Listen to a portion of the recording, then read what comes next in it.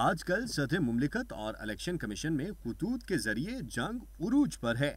صدر مملکت نے الیکشن کی تاریخ سے متعلق الیکشن کمیشن کو خط لکھا، لیکن الیکشن کمیشن نے کوئی جواب نہیں دیا۔ پھر صدر مملکت نے ایک اور خط لکھا، الیکشن کمیشن کی سخت الفاظ میں سرزنش کر دی، جس پر الیکشن کمیشن نے صدر مملکت کو جواب لکھ بھیجا کہ صدر صاحب، آپ کی یہ الفاظ مناسب نہیں ہیں۔